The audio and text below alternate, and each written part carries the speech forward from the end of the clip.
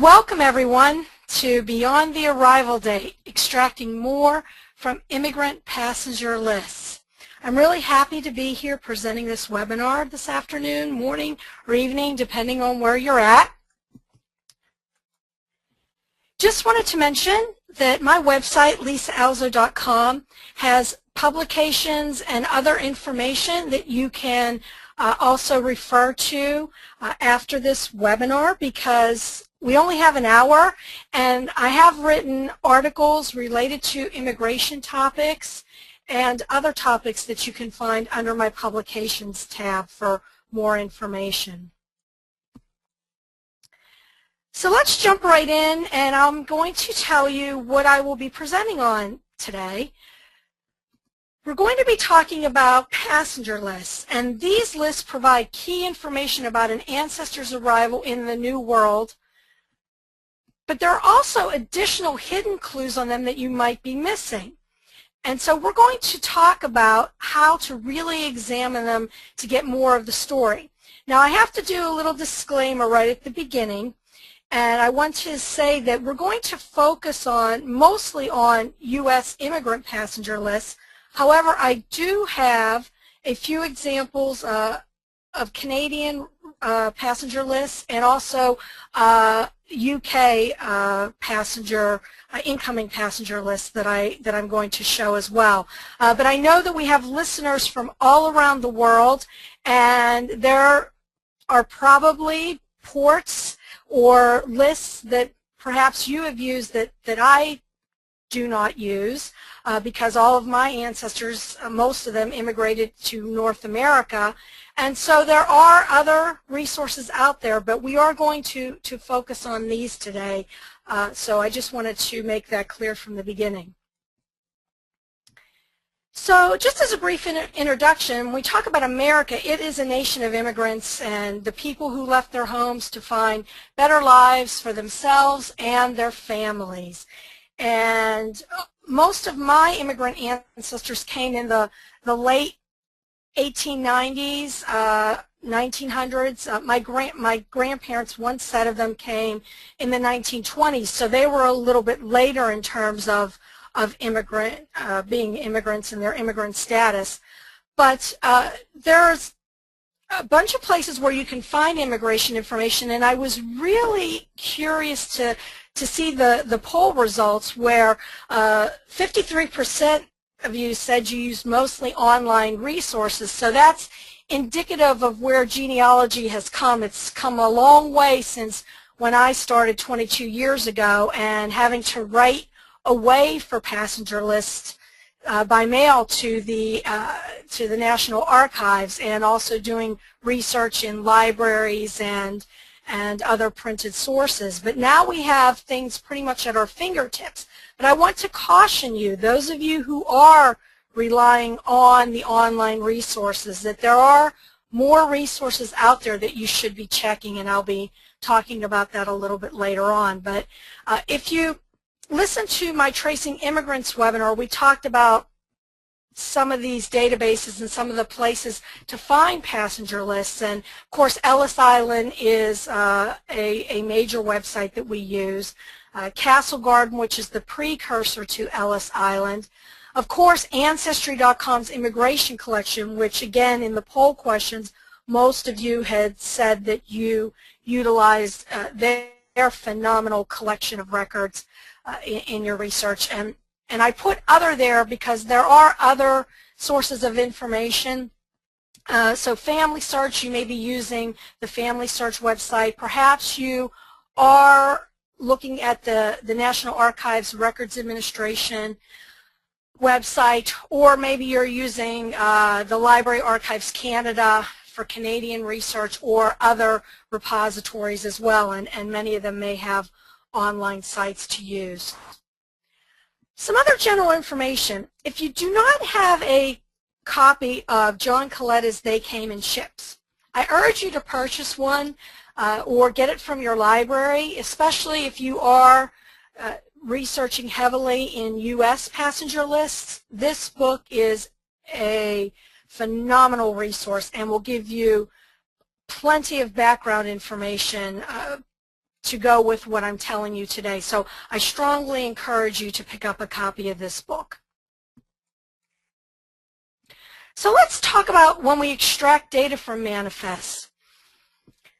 And if I could see you all, I'd ask you to show your hands, but maybe you can just sort of virtually show your hands. But you know, how many of us, and I'm raising my hand too, do our website searches or our database searches, and we type in our immigrant ancestors' names, and hopefully we're finding some results. Again, sometimes we don't find the results, which can be very frustrating.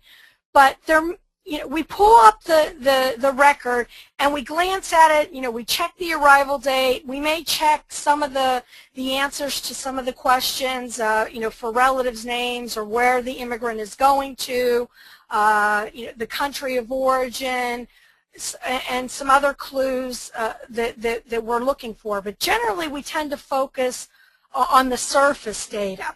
But there's a lot more to these arrival records than you may see upon first glance. And so what I always do is when I work with passenger lists, I extract the data onto a clean form to work with. I don't just rely on that form that I pull up with all the information. I try to extract the data and copy any of the notations that I see and that I can read, because we all know that these passenger lists, especially many of the early ones, sometimes the handwriting is not the best, and it can be difficult to decipher some of the writing.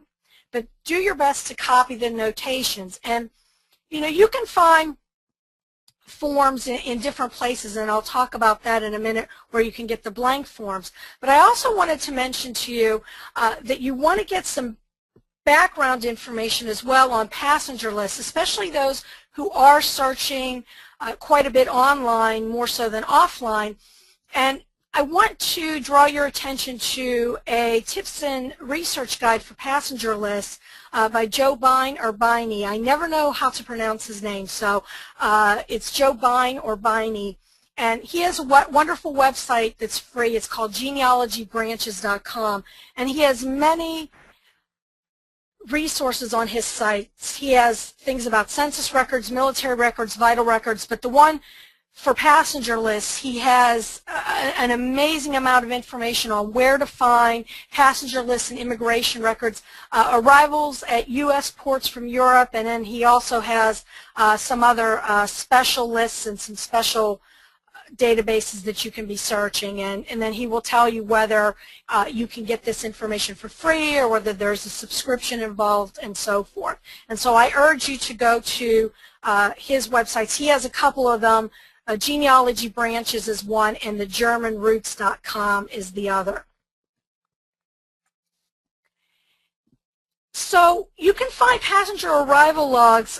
You can find charts and forms on the Ellis Island Learning Center. There are some on Ancestry.com. There are other places online where you can find blank forms. But if you're looking in Ellis Island, there's a tab that you can go to, and you can go down and get some blank charts and forms. Also, another article, a couple of articles that you'll want to refer to when you're dealing with immigration, especially for America, those coming to America. Marianne Smith, who is the U.S. historian at the U.S. Immigration and Naturalization Service, she has written several great articles. One is called Declaring Independence, American Names Declaring Independence.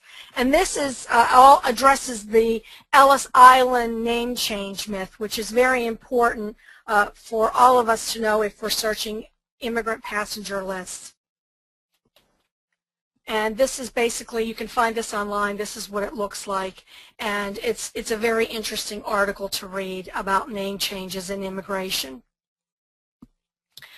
Also, another article that I'm going to be referring to quite heavily today is Marianne Smith's A Guide to Interpreting Passenger List Annotations. And this is hosted at the jewishgen.org website. And you can get this, you can go to this and refer to it for free. There is no charge to access it. And this is a really useful website, and it has a lot more detail than what I have time to go into today. And it basically looks like this. She has written a comprehensive article, and this has been put up on Jewish Gen with the assistance of Elise Freeman, Flora Gursky, and Eleanor Bayan. And this is a wonderful resource. Again, a lot of things that I'm drawing on today come from this, so I want to give proper reference, proper due to this magnificent article that Marion has written so that we all can benefit from. And so when we go to look for our immigrant ancestors, and it doesn't matter whether you're searching in a American U.S. passenger list or UK or Canada or around the world, we all have common roadblocks to actually finding our ancestors, and many of these I covered in my Tracing Immigrants webinar, but basically finding names, and we know that there are transcription errors and problems because online databases are far from perfect. And so, especially if you have exotic sounding surnames, like many of my Eastern European ancestors had, it can be sometimes difficult to trace your immigrant ancestor. Even my last name, Alzo, 4 letters, it's a Slovak surname. You wouldn't believe how many times it's mistranscribed and misspelled and the different variations I find. Also, sometimes we have incorrect family information, the lore. Oh, they came through Ellis Island, or they came, they were a stowaway, or whatever the family lore is that we have. Sometimes we base our assumptions on that lore. Sometimes we don't know the port of the exact immigration year. Many times we're searching the wrong port, and this is where using a site like Steve Morris's web pages comes in handy, because of all the different ports he allows you to search.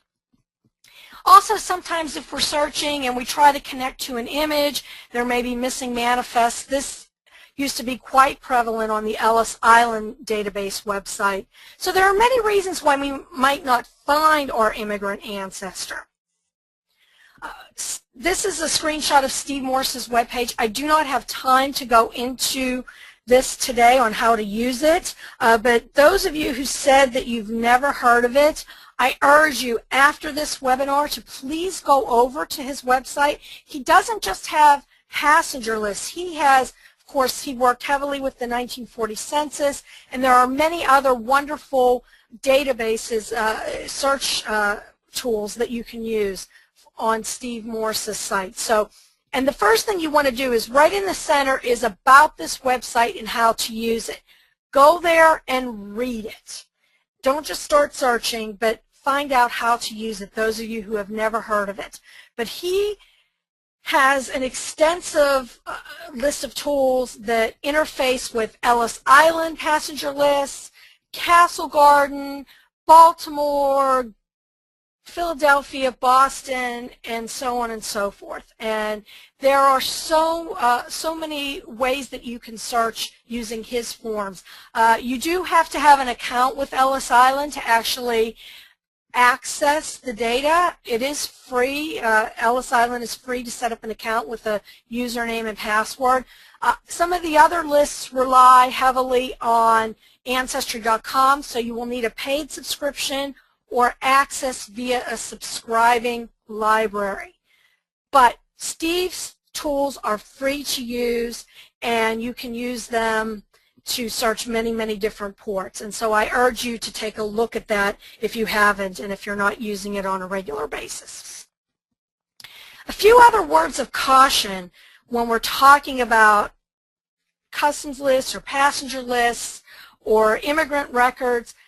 It's very important to always know the time period you're researching. You need to understand applicable government requirements. So there are laws. There are immigration quota laws, especially in the U.S., especially we see in the 1920s where they started restricting the number of immigrants from any countries, any number of countries. My grandmother kind of snuck in right after right before one of these laws was passed. And so you want to make sure that